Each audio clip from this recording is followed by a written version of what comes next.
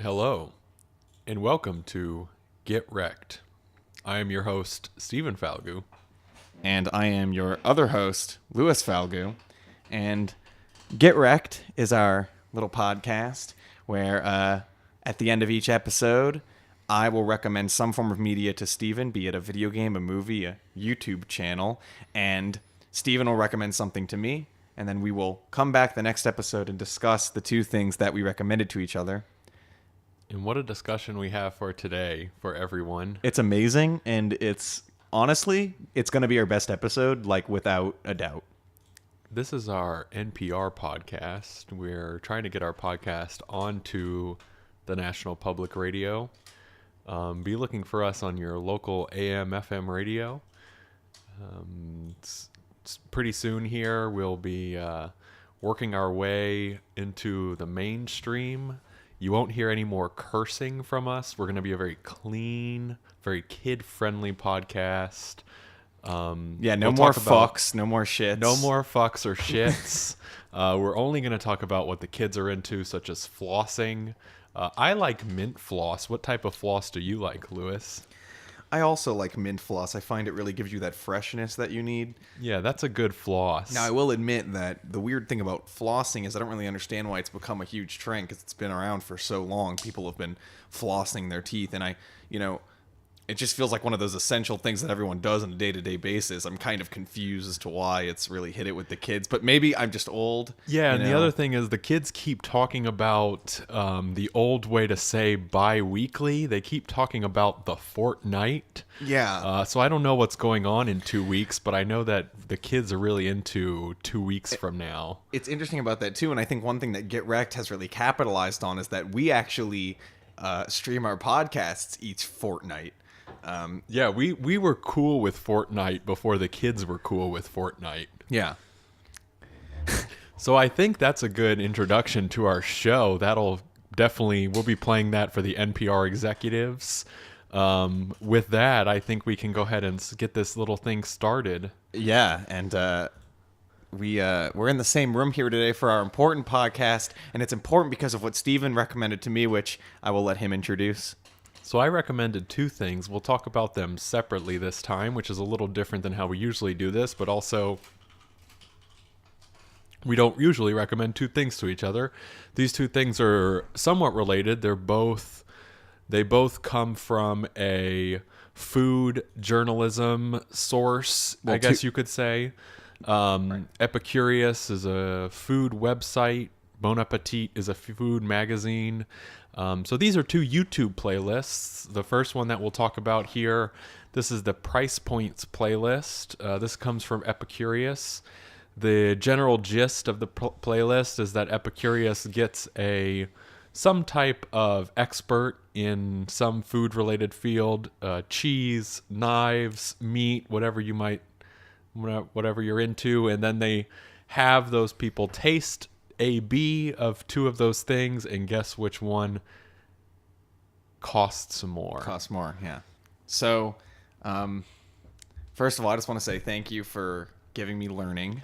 Yeah, that was really my goal. I wanted to make sure as we go into this podcast, again, trying to get onto NPR, we wanted to show the NPR executives that there's some educational value to our show, and so I needed to give you something that really got you learned. And then the other thing, Get Recc'd wiki heads might remember, Get Recc'd fans might remember that I was at one point the next Food Network star. Of course, The new season happened. I'm just a regular old Food Network star. I'm a washed up Food Network star now. Hack. A washed up sorry. hack. I let that one spill out. Watch your language. We're on NPR now. Yeah. So because of that, I need to stay hip with the food trends, and that's why I've been watching these podcasts lately. Yeah. So Price Points really got off to a great start here in the playlist, because the first video I watched was about bread. And immediately I was intrigued. I was like, this is elevating my mental capacity. Well, okay, so I think the cheese episode is supposed to be the first one. Yeah, you went newest to old. I didn't, though. or if I did, it's because that was the way the playlist was structured. It was actually, that may actually very well be the way it was structured. Actually, now that I think about it, but I didn't choose that. I just watched the playlist in the order it was in, so they kind of fucked that up. They went newest to oldest. Yeah, which I understand actually, because it doesn't really feel episodic. It's just kind of videos. But Yeah, anyway, speaking of the cheese one, that was really the only one that had some episodic quality because they brought the cheese expert in as the first episode of this thing, and they brought her back kind of when they got a little more footing to continue, because there's a ton of cheese out there in the world, so they only had her on twice, so that's the only one where they really had any connection. Yeah, and she returned. Okay, so I will say, from the educational aspect, I do feel like I learned things. I definitely know more about bread. I know more about cheese. I know more about knives. I don't really know more about hot sauce, but that's because I already kind of know about that and a few other things. But if I didn't know anything about those things, I would say pretty confidently that after watching the video, I do now know more. Did I say that right? About them. Yeah, so maybe before you give your thoughts, we can talk a little bit about kind of the general structure that they started. So the basic structure is that usually the A, B are two of the same variety of something. I don't think they tell the expert even what they are, because in a lot of the videos, the expert was kind of guessing at what the thing was. So like they'll give them like 2 brie cheese or whatever, and they have to guess which one costs more. And then usually what they'll do after they make a guess, they'll show the price if they got it right or wrong. I think they've only ever gotten it right. I never saw one where they got it wrong. Didn't get it wrong once. And then they give like a little description of some of the things that you should look for in that variety of thing to help you when you're, I don't know, buying a knife or buying cheese or buying bread. And one thing that I appreciated about it that I saw a lot of people commenting on as well on these videos was that none of these people seemed like snobs. Like a lot of them were very. I don't think anybody ever really like said that the expensive one you shouldn't get. Even though in some of those cases it's pretty clear you shouldn't. Like there was a knife that was like $1,000 or something. Yeah, it's like $3,000. He was impressed by the way it looked, but he said the other one was fine. So it's like, and the other one was what, like $17 or something. Yeah. So and they even had a coffee episode. And if you're gonna get to the snobs of the food industry, that's one place where you definitely could have. Yeah, and I don't feel like that one was definitely very down to earth. It seemed honest when the cheaper one was genuinely like a much worse alternative, and when other times when it was pretty close, and they're like, well, here's when the situations you might want these 2 things. So that's something I appreciated about it. But then I talked about what I guess I liked in that. I like that foodjucation. Am I inventing that word? That's really exciting. I feel like that's very hip and millennial. And I would know because I, as a millennial, said it. Yeah, and you just took down the food-educational industry, though. I'm destroying the Epicurious's business. So I liked that, and I liked that the experts were experts, and they honestly seemed to want to be helpful rather than snobbish. But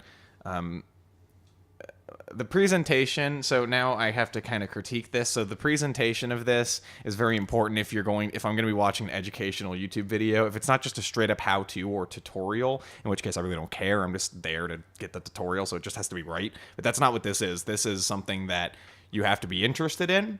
And if you're already interested in these things, I think these videos are going to be perfectly fine. But if you're not, what's important about a educational series is that it has to pique your interest. So what they tried to do, and I at least appreciate that they tried to do something to pique your interest, is they tried to do something interesting with the presentation by having it almost be like a competition, not really a competition, but like a challenge, so the expert had to guess and didn't know the price, but the problem is because they're an expert, they get it right every time. Like there was not a single point where I was actually concerned that they might not get it right, and where I was actually excited to watch them lift up those 2 papers while the stock music plays. And that's a big problem because I didn't feel like this presentation was interesting me in any way. I really just felt like I was learning things, and that at the end of each time I was just bored waiting for them to get to the next part because I already knew they were right about the cost of the product anyway. Although you could tell in a couple videos they were a little nervous. There was like, they were because they didn't know, but like they always got it right. They were always right though. But there were a couple times when you could definitely tell that they weren't 100% sure.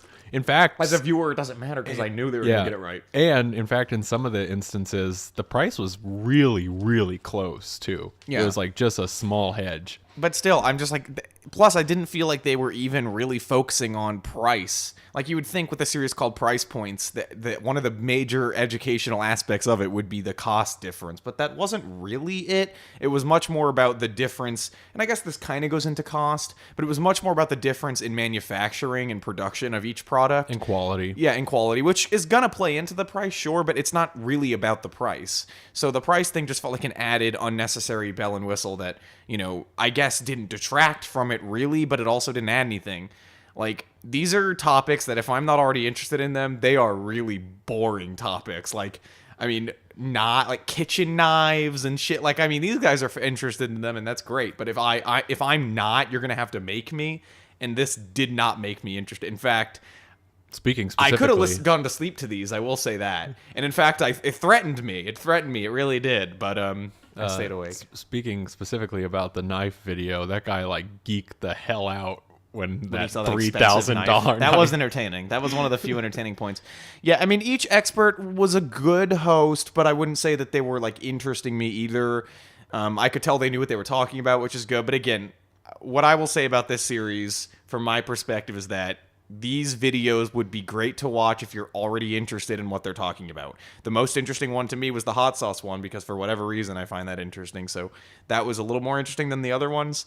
But I don't know, presentation-wise, this feels super bland. This feels like what I would call like the corporate side of YouTube, stuff like, this is a mean comparison, but stuff like Watch Mojo and stuff like that. Watch Mojo is much worse. But still, this just feels very factory-produced. I think the plain white background and stock music was really boring. And this is like, I guess one benefit could be, if you are interested, the one benefit is this is pretty cut and dry. You're getting what you think you're going to get, and that's pretty much it. Even with the price point thing added on top of that. So I completely disagree. I guess I'm interested in all of it. I'm the next Food Network star, so I have to be, but for sure. I thought that like all of these videos definitely were very entertaining. Like I mentioned, just based on the general structure, I think that them showing the price, whether they got it right or not, was pretty anticlimactic, because once you've watched enough of these videos, you knew that they were going to get it right. In fact, if they had gotten it wrong, I would reckon to believe that they probably cut in and got it right. Because they're experts, and it's like they're professionally, and they have to look like experts. Which is a weird thing with this presentation in the first place, is why even make it this? If they have to look like an expert, why can't I just trust their knowledge? But I did learn a lot about everything that they were presenting. In fact, even when the way that they're tasting and they're testing was an interesting thing to see, as they're going through the motions of like trying both of the two, whatever they are, and then the information that they give you at the end on like what you should be looking for and the kinds of things that you should be looking for in each of these types, I thought was interesting as well. And so while we're on presentation, you mentioned, you sort of mentioned the look of the video, but I do like it is very static, right? They present two things in front of the person on a table. They're standing up, but they're in front of this chalkboard that they've created this nice design for the thing, and I think it looks nice. It's not anything special, right? It's better than just a white box. But when you're talking about this, it's like, it's better than like what's that React channel, right? That React channel, they're just like sitting at a computer desk. But even they have like a set. I don't want to say that their presentation's better than this. Okay, but they're clearly on a set. Yeah. Oh yeah. Videos. Yeah. No. Yeah. I don't know. You have an obvious bias because as being the next Food Network star, I don't care about food at all. And actually, I think I'll make a better case on this series when we get to the next one. But I do think that my critiques are genuine because of what I feel about the next one, and I'll get to that in just a second.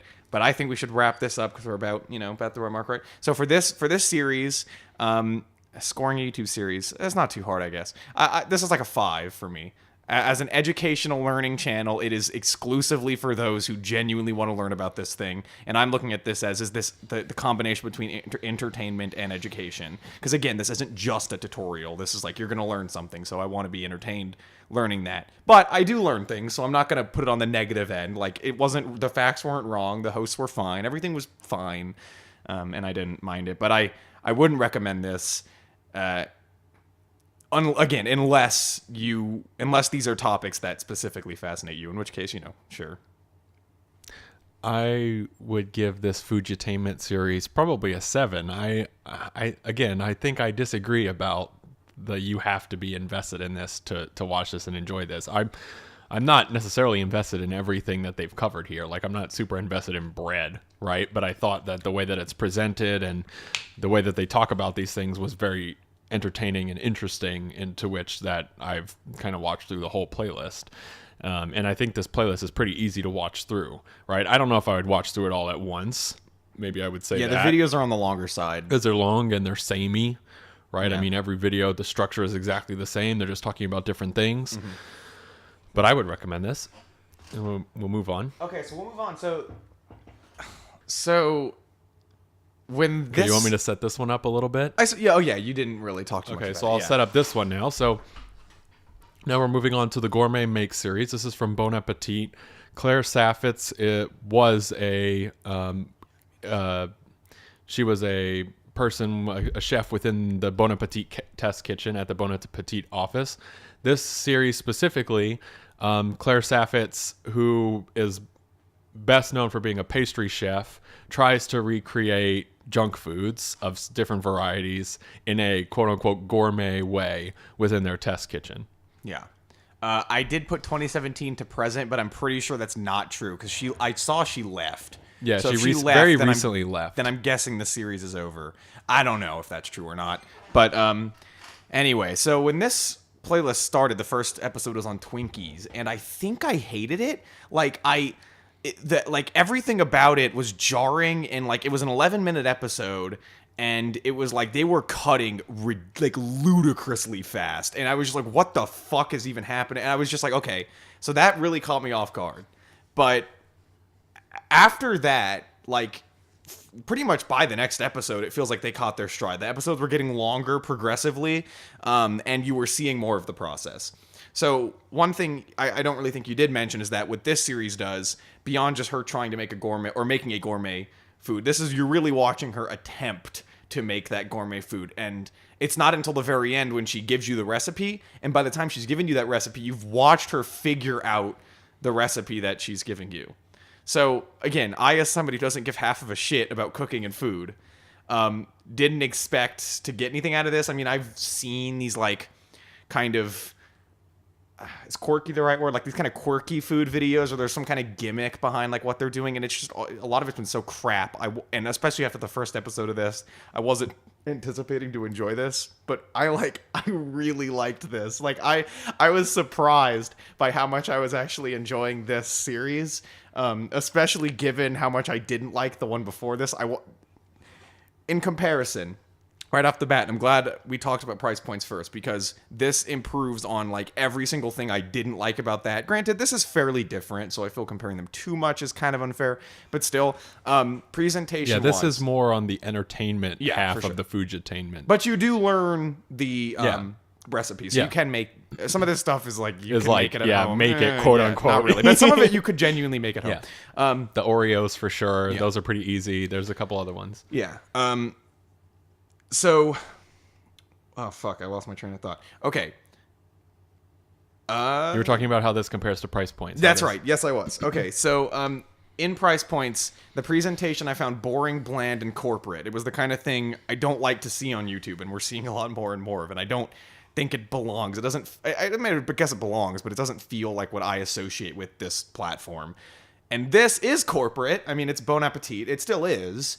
But this feels decisively more web show-ish. The editing, the shots. You guys will know if you watch any comedy or short film type stuff that I ever do, every shot's handheld, because I love that look for YouTube. That is an intentional choice. I used to use tripods. I don't anymore, really, for entertainment kind of stuff. And this also nails that. Like, everything's handheld. You feel like you're just watching this being documented as it's going on, and you really do, because they even just will have like tiny little cuts to her like dropping something really quickly. Like, so you see that struggle, but it's not boring at all. The cutting is fast, but it's not distracting after the Trinky episode anyway. The editing in that was terrible. Like, I was surprised. But I saw what they were doing with it, and like immediately afterwards, that same style was really getting hammered out in a way that was like super entertaining.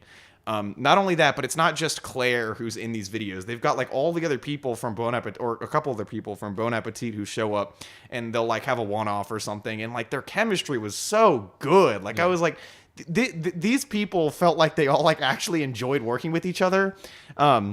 Except for the times when they didn't, because like in every single episode, she was getting just terribly frustrated with the thing she was making, except for the Oreo one. But everything else, she was getting frustrated because they were like, you know, some of these, one of them took like 2 weeks. I don't remember which one it was, but it took 2 weeks.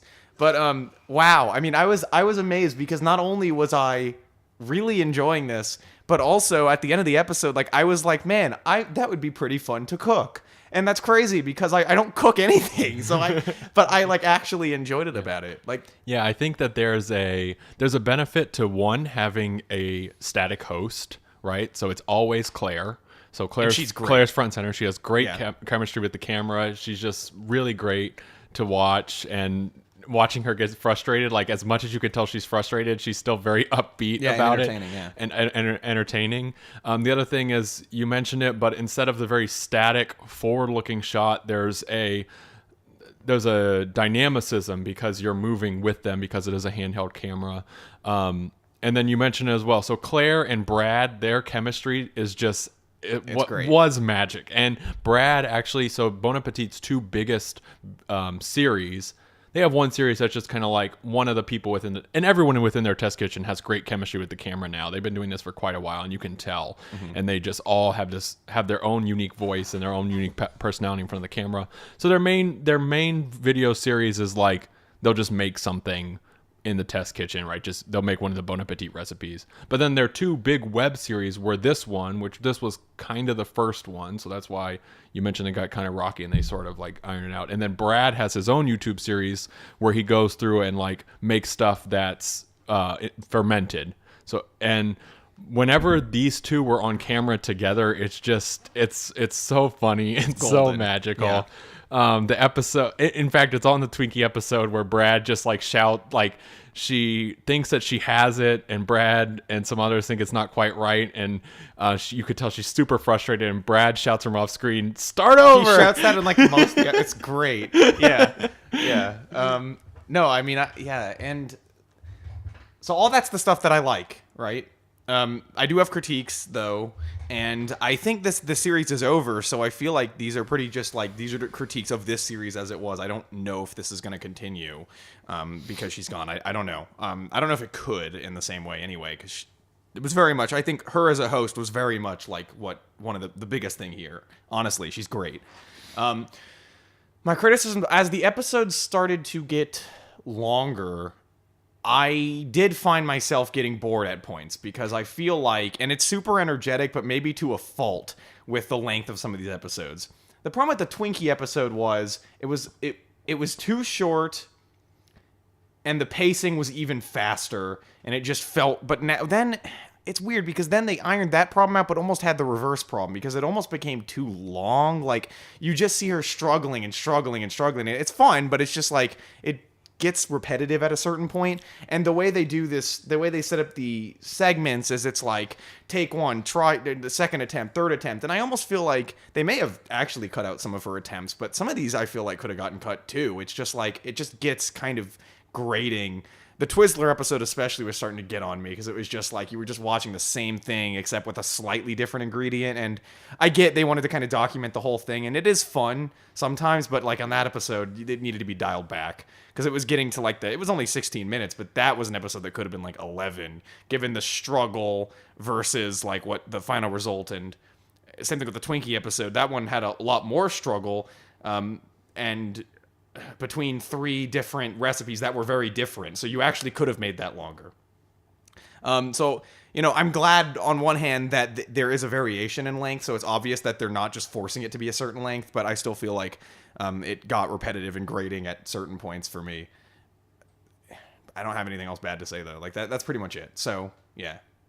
This is really good. Like, I really liked this. I'm actually really surprised.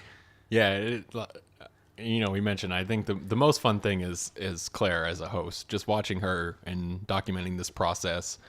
Just to talk about the general structure, she starts by talking about whatever the junk food is. They try it. Everyone in the test kitchen, or a couple people in the test kitchen, give her some ideas on like what she could theoretically improve if she were to remake it as a gourmet version. Then she'll read the ingredients list and then document the process of trying to make it. And then at the end, we'll read off how whatever the complete final recipe is. Mm-hmm. In some certain situations, I think in one video, I think it was her last video, they kind of sort of gave up a little bit. I think at that point she was probably running out of time, honestly, before she left. And like you mentioned, I think that this definitely is more on the entertainment side than it is on the education side, because a lot of the recipes are completely undoable at a home kitchen. You would have to have some very complicated, like the Cheetos episode, you need like a dehydrator. Yeah, actually, most of them she used a dehydrator. Yeah. I mean, in the Skittles episode, they went into like their giant like refrigerated room to make them, like their giant freezer. You don't have that at home.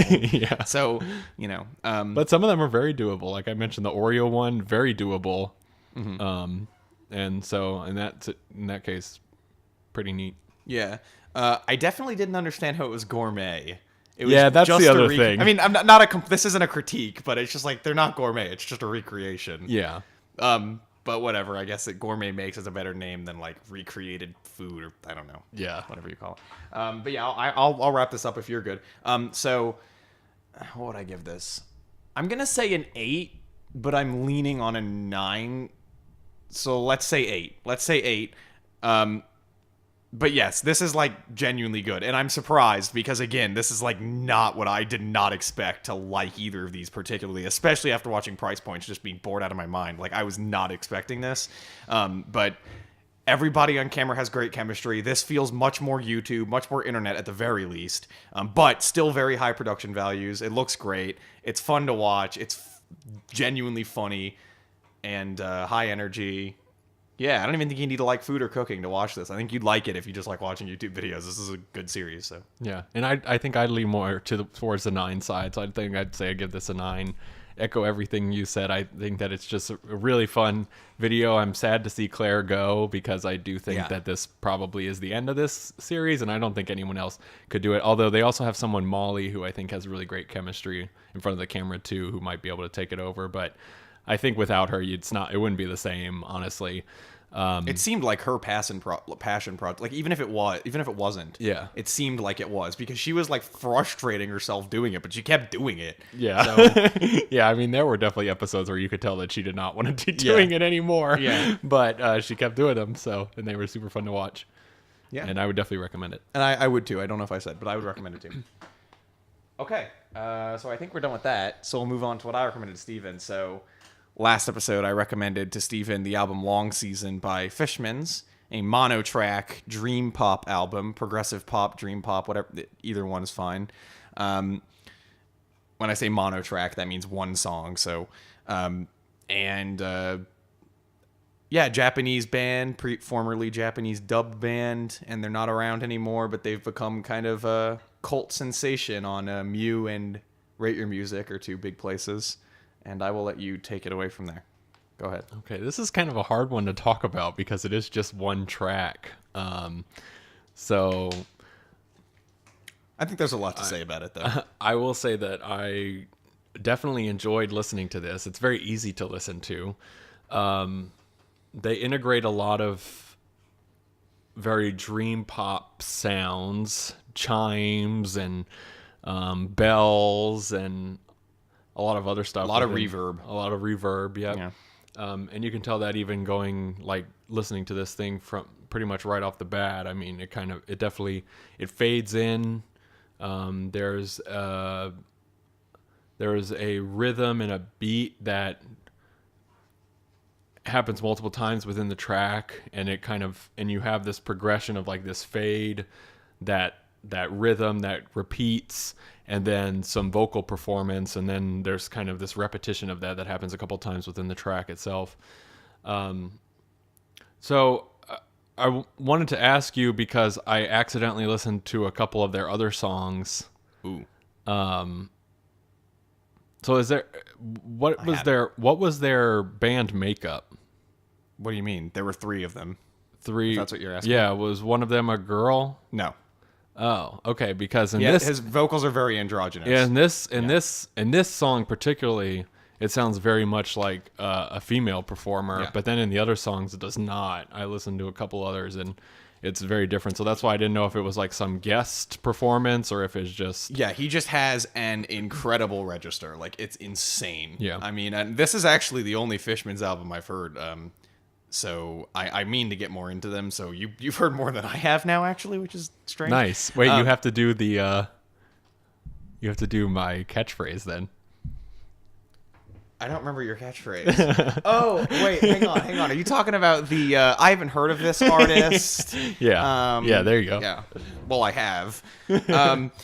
But yes. So, but yeah, in this song, I mean, like, I think you could, some versions of this physical released with 5 tracks, which was just Long Season Part 1, Long Season Part 2, Part 3, Part 4, Part 5.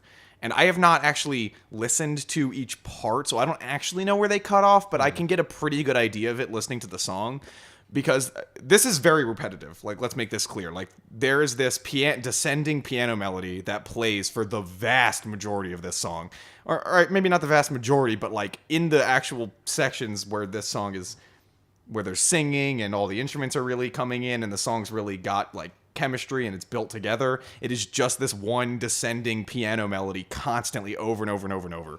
So, but you can definitely hear some distinct sections within that. Like, the track opens and it's got this sort of bass line. The sound is thinner and softer before the piano melody comes in. So it's this extended intro.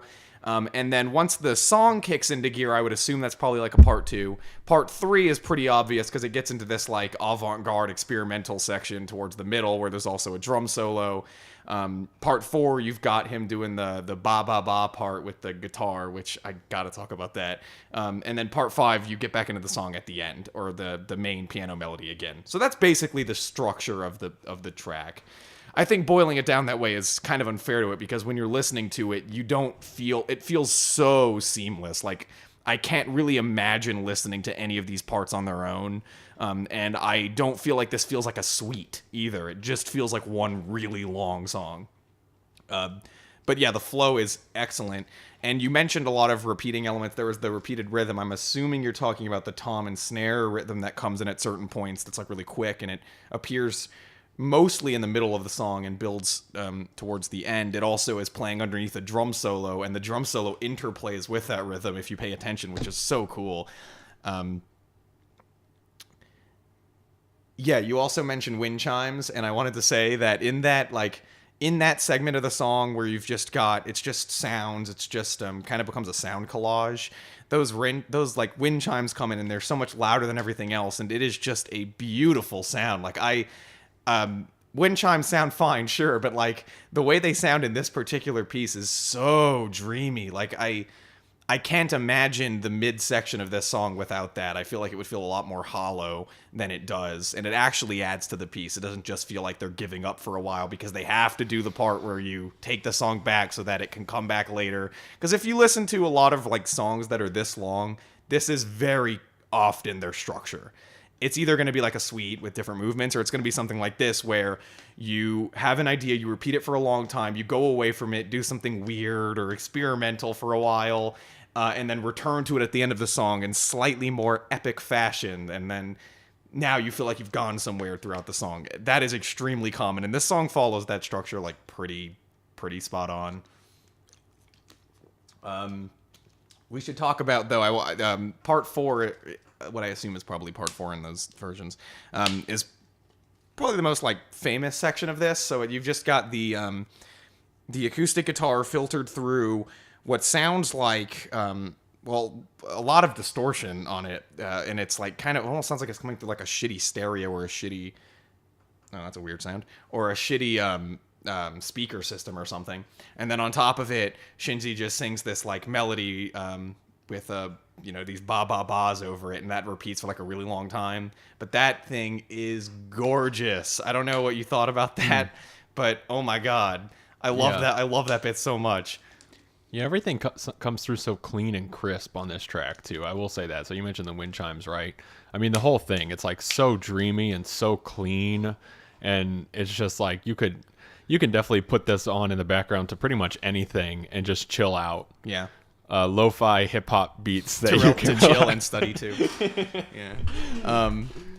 Yeah, I mean, that piano melody is that I could live and die in that piano melody. Yeah. Like, that is incredible. If you're going to pick anything to repeat, like, and it is insanely repetitive, but it is like, that's essential to the way that this track feels. Like, there are sections where they repeat an idea more than they need to, or at least arguably more than they need to. But what it does is it makes this, I think it really enhances that dreamy quality that I think they're really going for here, because you just get lost in this. I mean, if this were any shorter, you just wouldn't.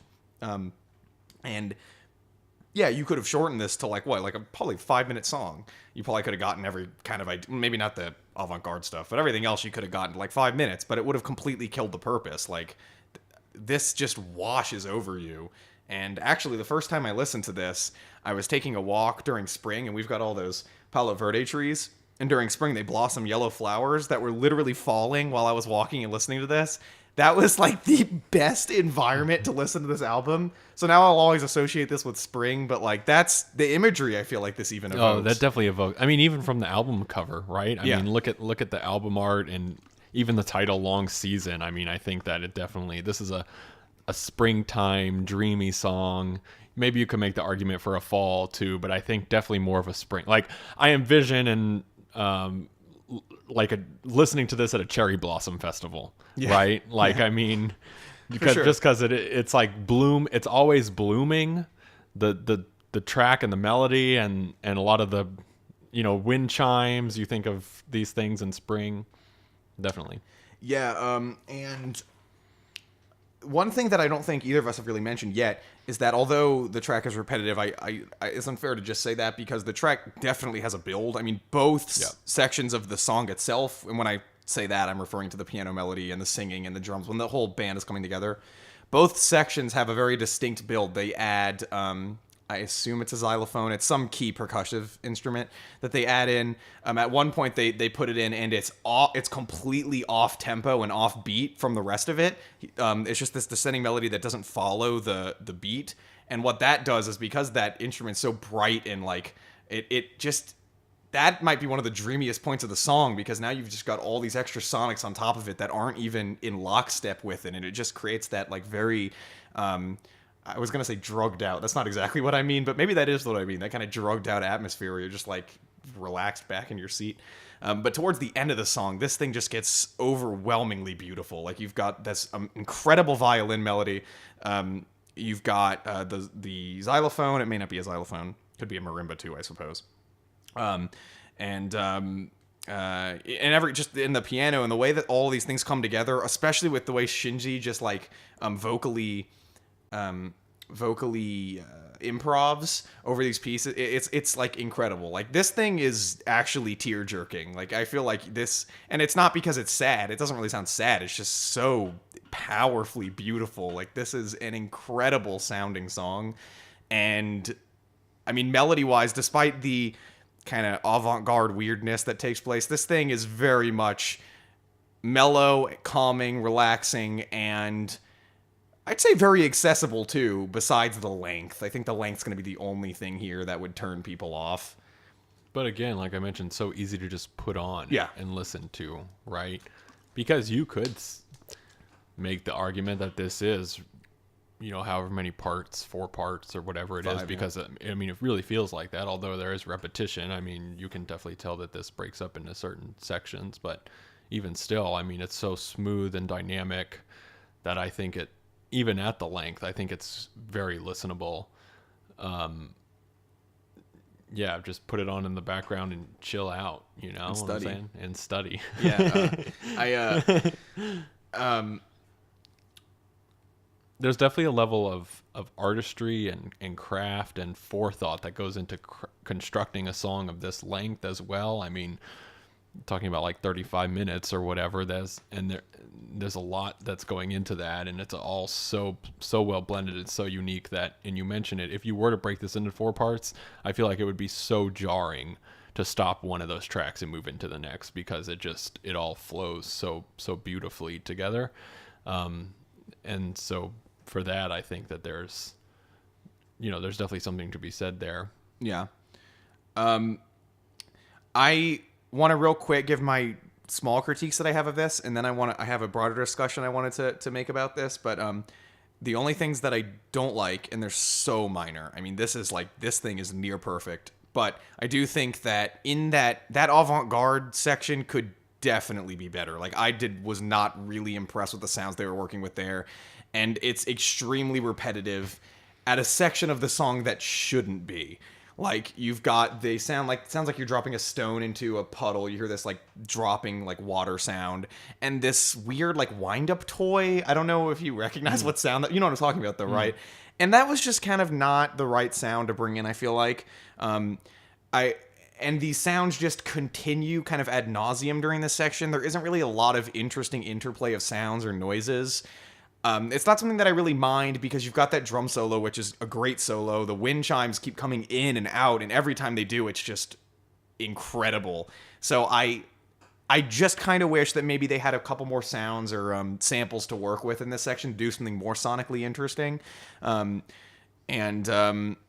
But at the same time, I think there is a certain point where you might overbear the song too. You don't want to get too weird or freak outy, because that's not the vibe that this song's going for. So I understand it may have been difficult to find the right sounds to do here, but I just didn't think they quite nailed that. I don't know if you felt differently about that. Yeah, I don't know. I think I'd probably agree. I thought that was probably well, it's hard to say. I don't know if I would particularly suggest that any section of this song was like a weaker section. I enjoyed listening to it from start to finish and all the listens that I gave, and I don't know if there was anything that I would really have to say. The only other thing that I don't like is I think the ending is really unsatisfying.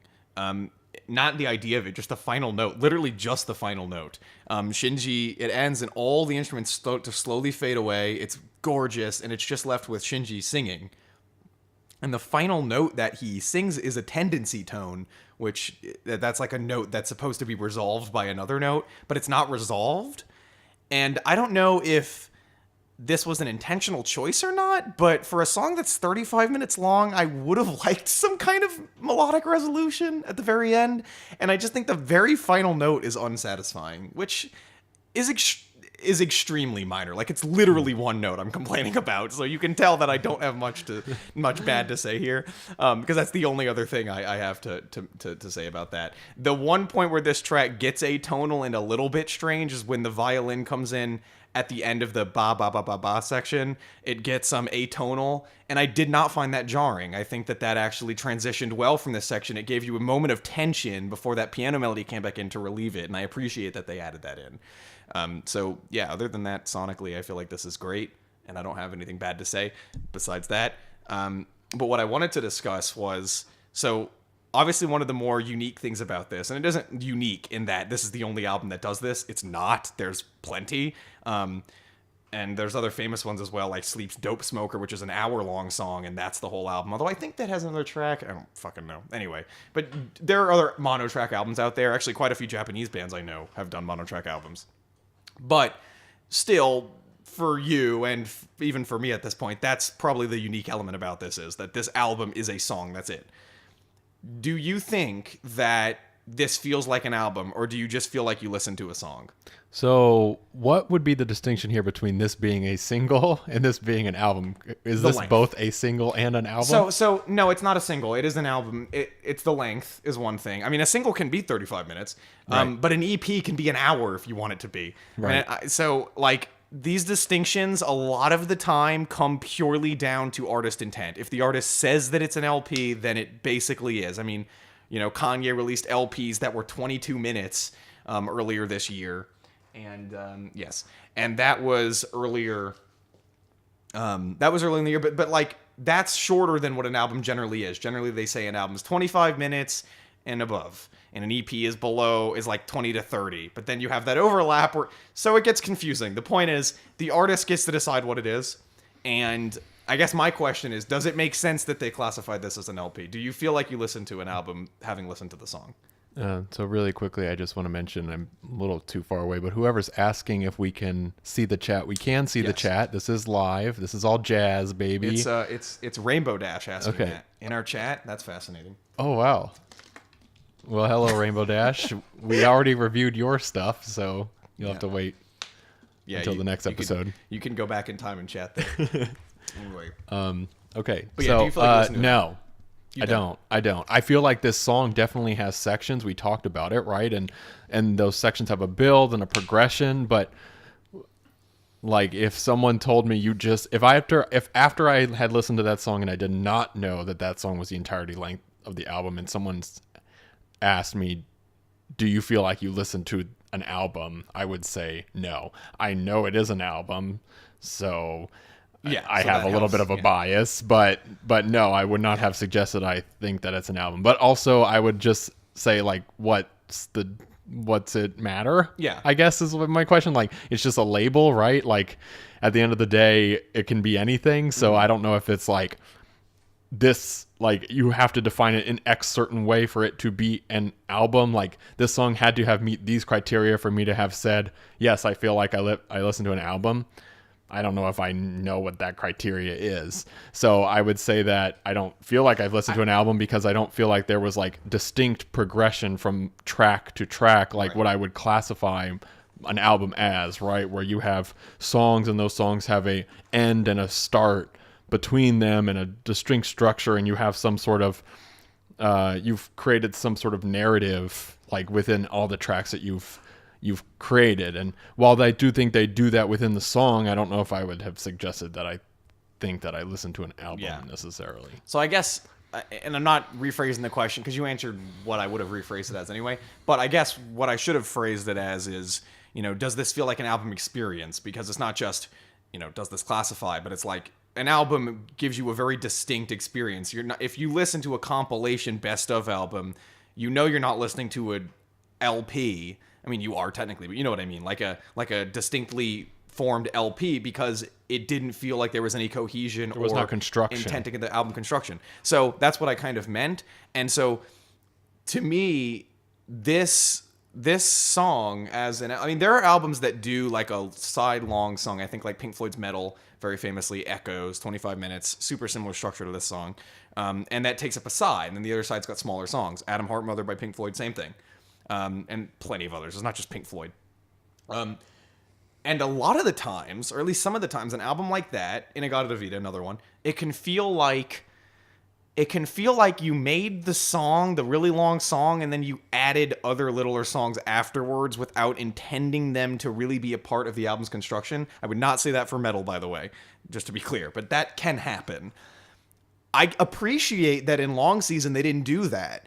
They made the song that I think they sought to make, and they said, okay, that's the album. We're not going to add extra bullshit on top of that. That's the album. And the thing is, the song has a very distinct progression. I mean, there are albums that are gapless, and in that case, how is that really much different than this? Like, sure, there are tracks in the listing, but when you listen to it, it's just a big piece with no breaks, and that's kind of what this is. Granted, this is very clearly the same song because it reprises the exact same section from earlier. But I guess I would just say that when I listen to Long Season, I genuinely do feel like I've gotten the album experience out of it. I don't feel like I just put a single CD into or whatever, or just listen to a single on Spotify or something. And I think that's because they knew going into this that that's what they wanted to do. And as a result, the way the song is structured gives you a very full experience. Like, it's very satisfying from start to finish. You have a very distinct beginning, middle, and end to this. I don't think you needed anything else, And I know you didn't say that you did, but I guess that was the question. It does feel rounded out. It does feel perfectly constructed to have what you would seek after in an album, I guess is the best way to put it.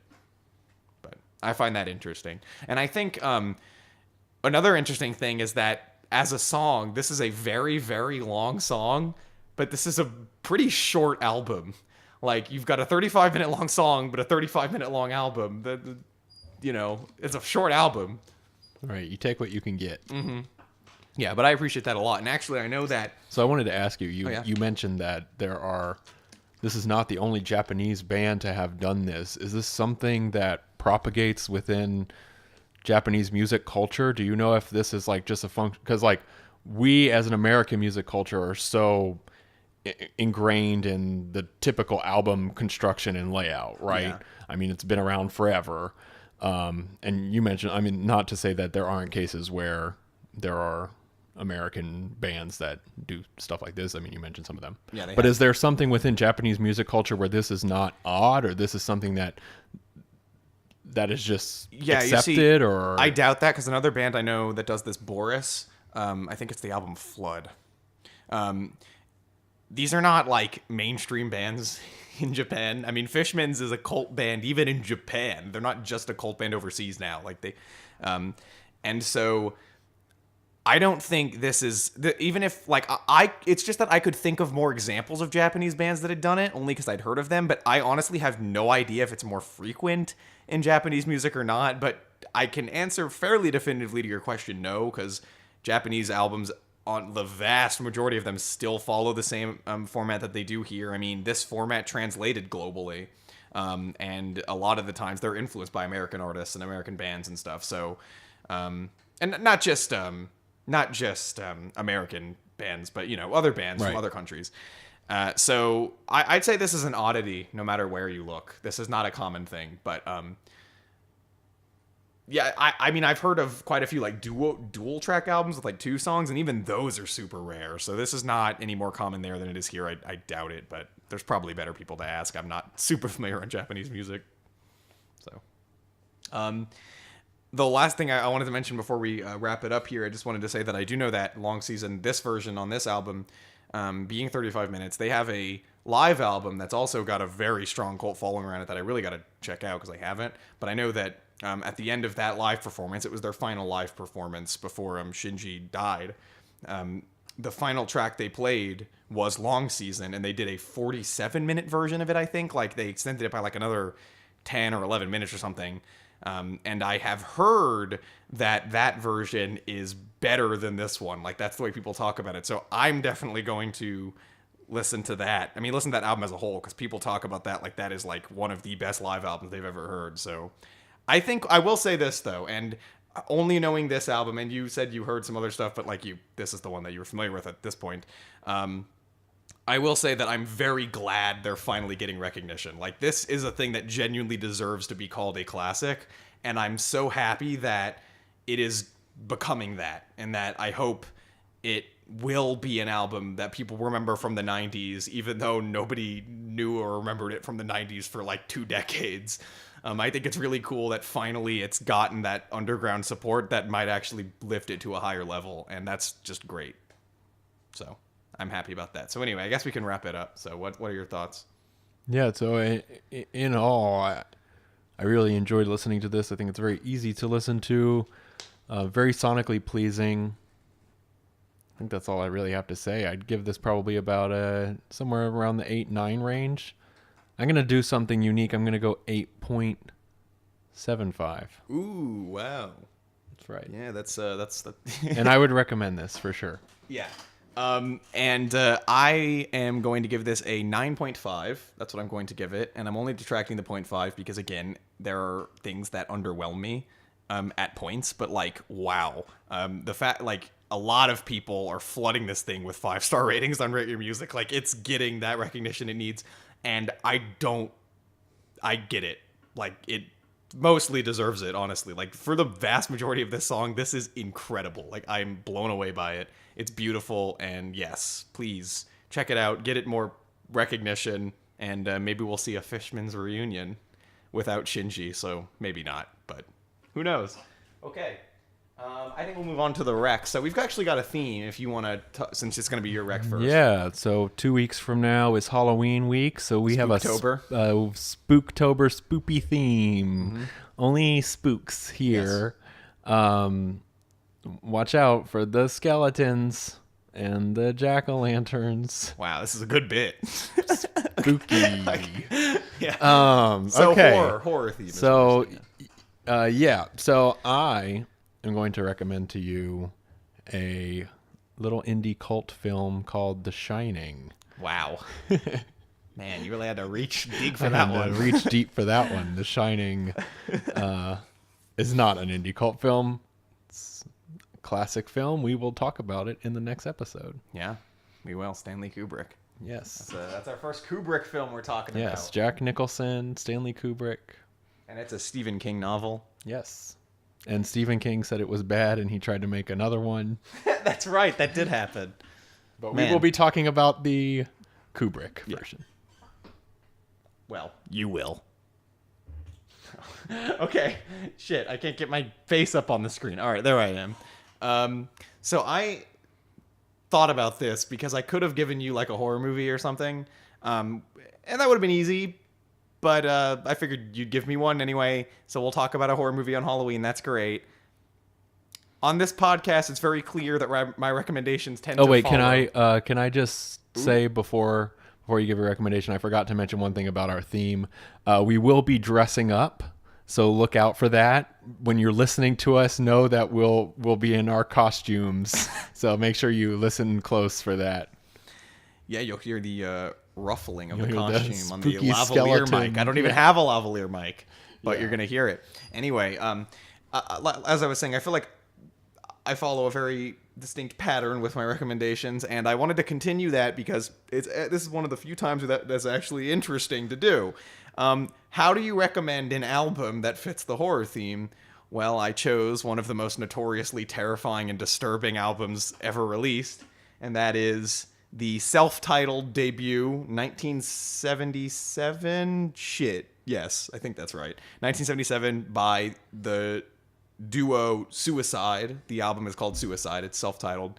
It's a little confusing because both their first two albums are both self-titled and called Suicide. So this is the album art. So look out for that album art. And they were a synth punk band. I've also heard them called minimal synth, but I have no fucking clue what that is. So they're a synth punk band from New York. I know they toured like the CBGB's, whatever the hell that thing is, but the same place that like Talking Heads came up in and stuff like that. That's where Suicide came up. In fact, they're in the same scene that Swans were in. So this would have been about 5 years before that, but it's not the same kind of thing. But they were in the same kind of realm, and I know that they were famous because at their concerts, gang fights broke out like all the goddamn time. So, yes, Horse Noodles. It's the one with Frankie Teardrop. Obviously, it's the one with Frankie Teardrop. And that is all I have to say. So have fun with that. And let me get the thing so that we can have the thing stuff. There it is. Look at that. Okay, there's the thing with the thing stuff. So I don't think we have any housekeeping things to talk about this episode. Hopefully we'll be on schedule next time. This episode was a day early just because I'm flying out tomorrow. As was mentioned, we're here together for this episode. We wanted to be together for our first episode that's going to go on NPR. Wanted to make sure that we could really have those wheels moving. NPR, the good audio quality. Yeah, the good audio quality. Also, I'll just mention NPR executives really like when you talk about how you're going to be on NPR. That's like one of the defining things of getting on NPR. You just have to mention so really, a lot. we could go for like another hour. Yeah. So anyway, besides that, we should be on schedule. Although we might try to move around. As I mentioned, in 2 weeks from now, we will have the theme rec. And it will be the week of Halloween, so normally we record on Sunday, but maybe we might try to record closer to actual Halloween day. So look out for that. Besides that, the bonus episode has now been posted. Lewis and I had a kamikaze bonus episode, so please feel free to check that out. That's actually Eminem calling us right now. Oh no, Mr. Nem. Mr. Nem is calling us. Yeah, so besides that, I think, Lewis, do you have anything? No, I don't. Those are our thoughts. Those are our recommendations. Get wrecked.